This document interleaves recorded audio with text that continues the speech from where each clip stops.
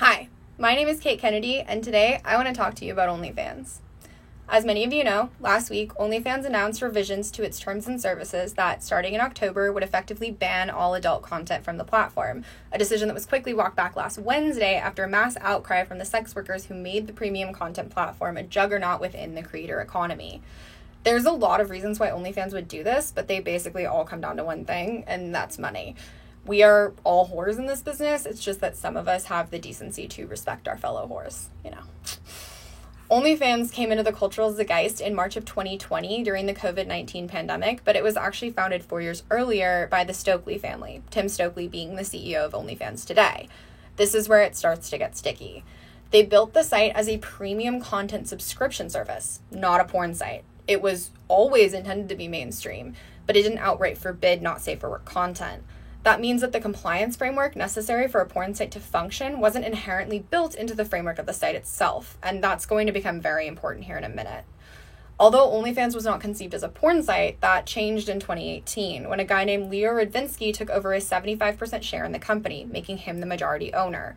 If that name sounds familiar to you, it's because Leo Radvinsky is also the owner of MyFreeCams.com, and you thought we had an incest problem. After being acquired by Radvinsky, OnlyFans pivoted its focus to adult content, attracting the sex workers whose labor would give the company a gross valuation of $2.2 billion in 2020. And this is where it starts to get really sticky, like lube when it dries sticky. So, to recap right now, we already have two things: a highly valuable tech company with a big compliance problem. They're both taking time bombs, and sex workers are the ones standing in the blast zone.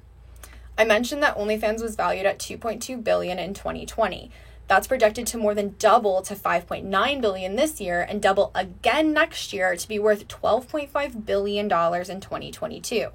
That's a lot of money, and Radvinsky wants his cut. So in spring 2021, FedEx International, OnlyFans' parent company, hired the Rain Group, a tech-focused merchant bank, to shop around for investors for the purposes of partially cashing out Radvinsky and to provide management with more legitimacy, whatever that means. The problem is those investors aren't biting, and that's in large part due to compliance issues. Compliance issues in porn have come into the spotlight lately as an easy weak spot for right-wing conservative interests to attack.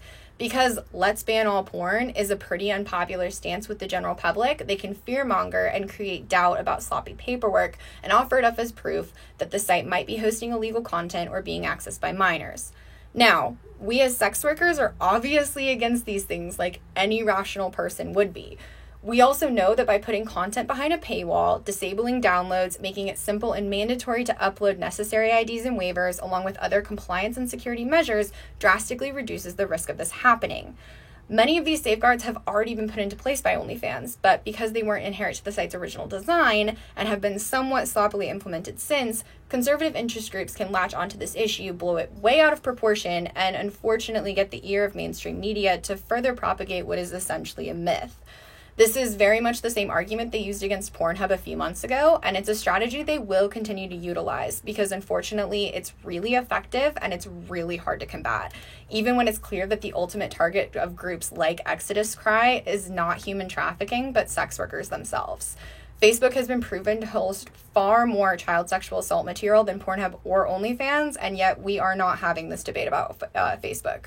So the problem is that facts and data don't matter when you're dealing with fear-mongering psychopaths like Layla Mickleway and Exodus Cry.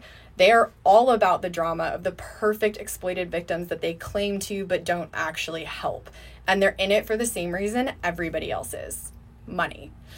The most recent filings on Exodus Cry's financials that I could find are from 2016, but they claim to have taken in over $1.2 million in donations, but spent over $900,000 of that, which seems pretty shady when you consider that in the same document, they openly admit to having only 5 clients in their restoration program, which, barf.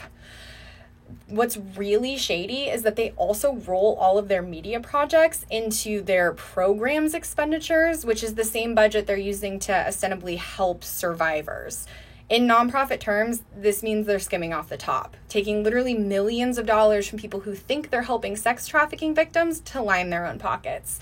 I don't want to get too far into this and stray away from my original point, but I will link below to all of my sources for this video. You can check out the document yourself. It's pretty alarming. So, once again to recap, OnlyFans wants more money from venture capital firms who won't currently buy into it because of fear-mongering by right-wing conservative back groups like Exodus Cry, who also want more money. And the only people who are actually making money right now on the platform are sex workers, and of course, they can't have that. Even though plans to eliminate adult content from the platform have currently been backtracked, this issue isn't going to just go away. And for sex workers, this is an uphill battle like none other. This isn't even David and Goliath. This is David on the ground below Goliath, screaming that he's a consenting adult just trying to eke out a living within an inherently exploitive capitalist system by selling dick pics online, and Goliath just like steps on him and smushes him.